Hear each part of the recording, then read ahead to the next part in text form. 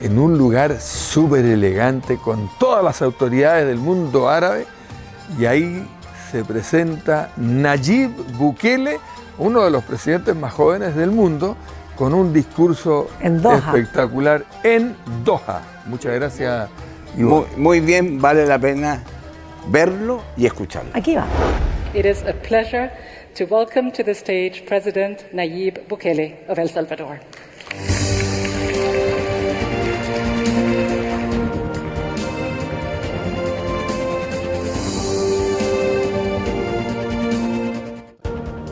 Thank you, everybody. Your Excellency, Abdullah bin Nasser bin Khalifa Al Thani, Prime Minister of Qatar. Your Excellencies, Prime Ministers, members of cabinets of all the countries participating in this forum, my wife Gabriela, and my daughter Laila, who's just turned 4 months today.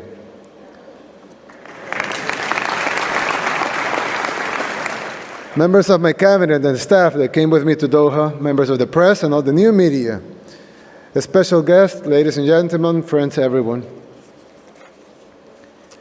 Thank you for allowing me to give the closing remarks in this World Forum, where we have analyzed the urgent necessity to reimagine governance and multilateralism in an ever-changing world. But I wanted to raise the question that has been mentioned here numerous times with many interesting analysis, possible answers, and even conclusions.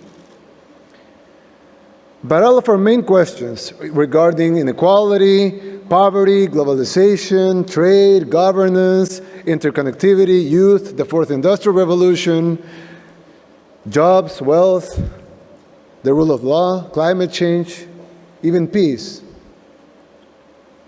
have been analyzed without really looking deep into the unique moment of how human civilization is living today. And this huge opportunity that we have right now, the uniqueness of this moment, is actually very short and very simple to explain. But don't expect an answer, because I and my team were only able to formulate the question. And this is the question. For the first time in human history, our civilization has achieved 3 benchmarks that were impossible to imagine a couple of decades ago. These 3 benchmarks allows us, for the first time in history, to fix all of the main problems of the world. Now, the first benchmark. Remember in the 90s, where globalization was the main topic and all of the forums, panels, everywhere? Well, I was in school and probably watching cartoons and playing video games. But the reality is that at the time, we discussed globalization, if globalization was good or bad. If it was good for rich countries or for poor countries. We discussed if it was good for corporations or good for the people. The supporters of globalization tried always to convince us that it would be good for everyone. But decide if you like it or not, globalization came to stay. Soon, we felt the pros and cons of globalization. It made the world a lot richer. International commerce and trade boomed and created lots of new opportunities.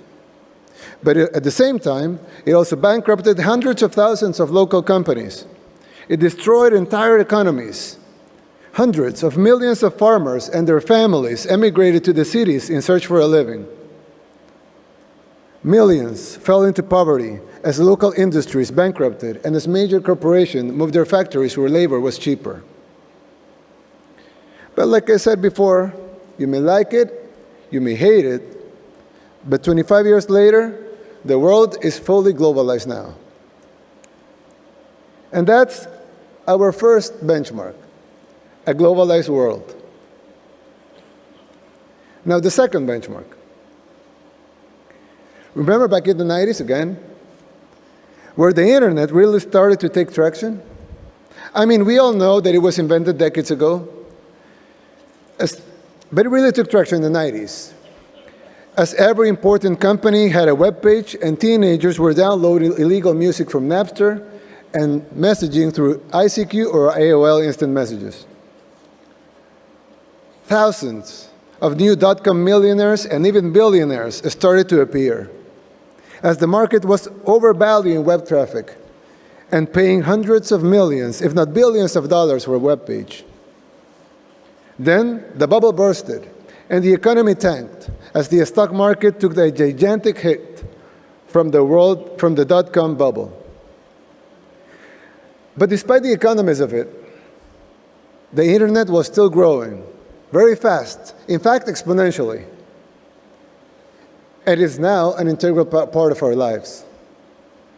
We live now in an interconnected world. We spend more time in our phones than any other thing. I'm not taking a selfie, don't worry. Yet. In fact, they are not phones anymore. You have your life recorded here. You have all of your friends texting you while I'm saying this speech. You have all of your social networks here. Your apps, your health, your mail, your music, videos. You get your news from this thing. Some people watch the movies on it, play, even create content for the whole world to see. And every year, it penetrates more and more. More apps are developed, the cameras are better, more people connect. So even though we're 2 or 3 years from total connectivity, we can say we're there. So that's our second benchmark, an interconnected world. Now the third benchmark. For the first time in all of human history, we produce more than what we are able to consume. And definitely more than what we need to consume. We have more than enough food to feed everyone. We have more than enough medicine to treat everyone. We have more than enough wealth and materials so everyone can have a decent home. A nice school for all children. A good hospital for anyone with a disease. All necessary roads can be built. All necessary transportation systems can be built. We have enough wealth to stop climate change, to even undo some of the damage we have done to our planet. We have enough wealth and resources to stop all armed conflicts, to provide a decent living for everyone. But instead of that, millions of tons of fresh food are dumped every day, while millions of humans are dying of hunger and malnutrition. Millions of tons of medicine are destroyed because their due dates are past, while millions of people don't have access to health care or even vaccination. Inequalities on the rise, and unnecessary conflicts are created. But with all the bad things happening, one thing is certain. Production and worldwide wealth is at all-time high. And that's our third benchmark. World production is now enough for everyone. Humanity never dreamed of having these three ingredients, but now we have them. So we are now able to end poverty, to end hunger, to care for everyone's health, to provide a great education for everyone, to stop climate change, to stop all wars. We just need the political will of the leaders of the world. This couldn't have been done before. This couldn't have been said before. Because the world wasn't globalized. So if you needed a product from India and you were in Mexico, well, that was a tough one. Before the world was interconnected, just to give you an example, a health record from a person in Brazil could take days and a lot of resources to reach a doctor treating that same person in Germany. A software developer in El Salvador, in my country, could not collaborate with a developer in Japan, and both of them be able to create something new, putting pieces together from both sides of the world. Now they can.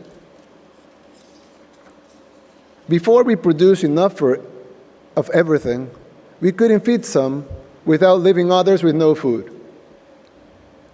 Nations and societies had to compete only to survive. But we have none of those problems anymore. We are now fully globalized, fully interconnected, and we produce more than what we need to consume. So there, no more excuses, no more benchmarks to be met, no more time to wait. So we are obliged, it is our responsibility to create the world every generation since the dawn of civilization has dreamed of. We have the three ingredients humanity never had before. Let's find the formula for this new era. So, what are we waiting for? Thank you very much.